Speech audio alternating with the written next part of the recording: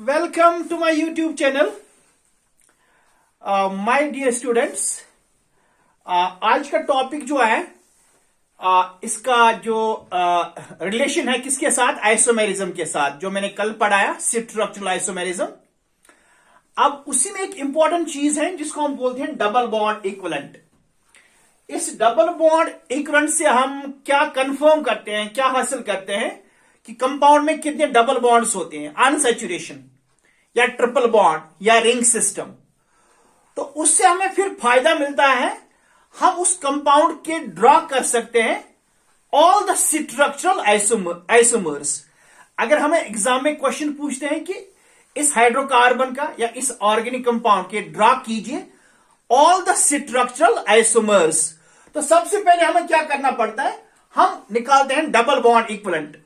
उससे हमें पता चलता है कि ये सैचुरेटेड है कि अनसैचुरेटेड, डबल बॉन्ड मत है, ट्रिपल बॉन्ड मत है, रिंग सिस्टम हो सकता है इसमें कि नहीं हो सकता है। तो अकॉर्डिंगली फिर हम लिख सकते हैं स्ट्रक्चरल आइसोमर्स। तो यहां देखिए बेटा, double bond equivalent NC+1 minus H/2 minus X/2 plus N/2। ये NC क्या है, number of carbon atoms, H क्या हुआ, number of hydrogen atoms, X क्या हुआ, number of halogen atoms. Example मैंने लिखा यहां पर C4H8, इसमें 4 कार्बन है और 8 हाइड्रोजन एटम्स हैं। तो इसका डबल बॉन्ड इक्विवेलेंट क्या हो गया, 4+1 देन 8 डिवाइड बाई 2, तो it comes out to be 1। तो 1 है इसका डबल बॉन्ड इक्विवेलेंट। इसका मतलब यह निकला इस कंपाउंड में एक डबल बॉन्ड है, एक डबल बॉन्ड, या इसमें एक रिंग हो सकता है। एक डबल बॉन्ड हो सकता है या एक रिंग हो सकता है। लिखा है मैंने यहां पर, इट हैज 1 डबल बॉन्ड और इट हैज 1 रिंग। इस इंफॉर्मेशन को हम अभी यूज करेंगे to draw all the structural isomers. वो नॉन साइक्लिक भी हो सकते हैं और साइक्लिक भी हो सकते हैं। चलो, C4H8 number 1 isomer is carbon carbon carbon carbon, keep here double bond. तो इसमें एक डबल बॉन्ड है, 4 कार्बन। अब कार्बन की वैलेंसी बराबर कीजिए, ये देखिए बेटा बन गया एक आइसोमर। ब्यूट 1 इन। दूसरी पॉसिबिलिटी वो भी दिखाऊंगा मैं, 1 2 3 4, डबल बॉन्ड को यहां लाइए, कार्बन की वैलेंसी बराबर कीजिए, ब्यूट 2 इन।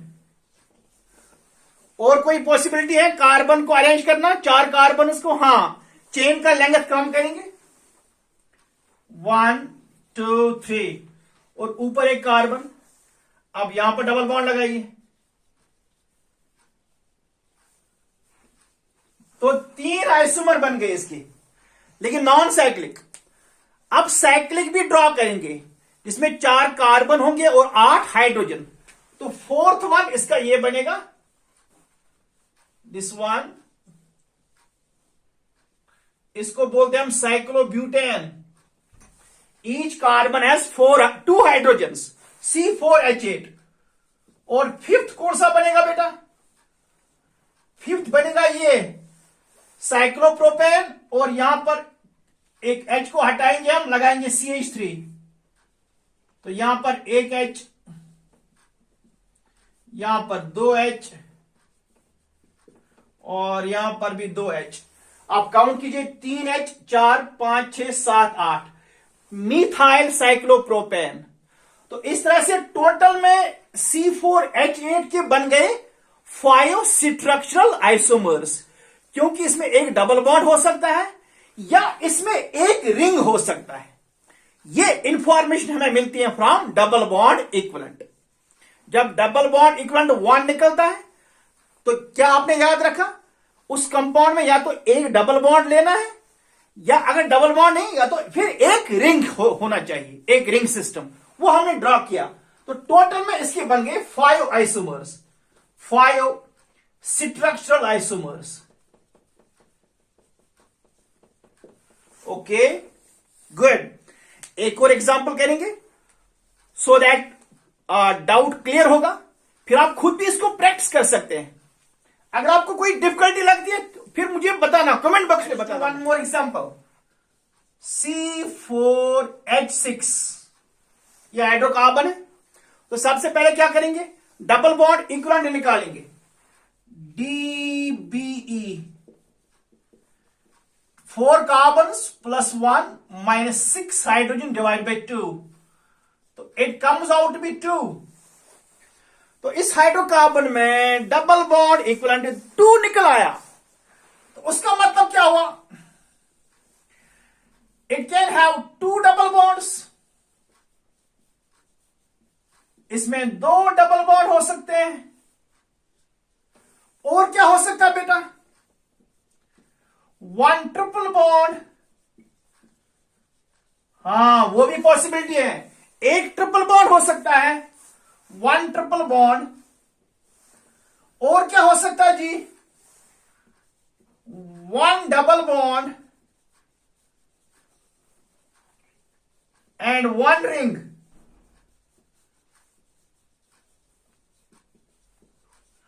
और क्या हो सकता है, और एक पॉसिबिलिटी है 2 रिंग्स। याद रखना बेटा। सो जब डबल बॉन्ड इक्विवेलेंट 2 के बराबर आ जाता है तो उस कंपाउंड में यह पॉसिबिलिटी हो, उसमें 2 डबल बॉन्ड हो सकते हैं। या अगर 2 डबल बॉन्ड नहीं, एक ट्रिपल बॉन्ड हो सकता है। या उसमें एक डबल बॉन्ड और एक रिंग साथ साथ हो सकते हैं। या उसमें 2 रिंग्स भी साथ साथ हो सकते हैं। अब हम ड्रॉ करेंगे इसके all the structural isomers one by one. Clear, ready, good, let us do it. Number 1 isomer C4H6 number 1। पहले ट्रिपल बॉन्ड का करते हैं। यह आपका ट्रिपल बॉन्ड हो गया। अब H सप्लाई कीजिए, इसको 1 H, इसको 2, इसको 3, इसको 1 H, इसको 2 H, आ गया बराबर। सबकी वैलेंसी C4 ब्यूट 1 आयन। दूसरा आइसोमर, ट्रिपल बॉन्ड को सेंटर में लाइए, ये देखो बेटा, हो गए 2 आइसोमर। तो ये ट्रिपल बॉन्ड वाले 2 आइसोमर बन सकते हैं, पोजीशन आइसोमर्स। अब दूसरी पॉसिबिलिटी क्या है, 2 डबल बॉन्ड्स, वो भी लिखिए बेटा, 1 2 3 4। ये आपके 2 डबल बॉन्ड्स हो गए। अब कार्बन की वैलेंसी बराबर कीजिए, इसको 2 H, इसको 1, इसको 1, इसको 2, हो गए 6 हाइड्रोजन एटम्स बराबर। और कोई पॉसिबिलिटी बेटा, यस, डबल बॉन्ड साथ साथ रखिए, डबल बॉन्ड है डबल बॉन्ड, इसको 3 H, इसको 1 H और इसको 2 H।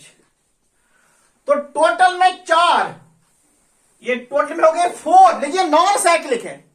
क्या साइक्लिक बन सकते हैं, हां बन सकते हैं, लेकिन उस साइकिल में होगा एक डबल बॉन्ड एक रिंग, 1 डबल बॉन्ड 1 रिंग। चलो देखते हैं 5th, ये वाला साइक्लोब्यूटीन, 1 डबल बॉन्ड 1 रिंग, इसको 1 H और इसको 2 H और इसको 2 H, 1 double bond 1 ring, C4H6। एक और पॉसिबिलिटी ये है, ये देखिए बेटा, 1 डबल बॉन्ड 1 रिंग, लेकिन इसमें तो 3 ही कार्बन है। 4th कार्बन कहां से लाएंगे, यहां रखेंगे 4th कार्बन। ये देखो बेटा, अब H कितने आ गए, 6 H बराबर। एक और पॉसिबिलिटी है, 1 डबल बॉन्ड 1 रिंग, लेकिन मिथाइल यहां पर लिखेंगे आप। ओके बेटा, तो ये हो गए 3, 1 डबल बॉन्ड 1 रिंग। और कोई पॉसिबिलिटी है बेटा, हां एक और पॉसिबिलिटी है, वो ये है, 3 कार्बन, फिर एक बाहर लगाएंगे आप डबल बॉन्ड, उसको बोलते हैं एक्सोसाइक्लिक डबल बॉन्ड।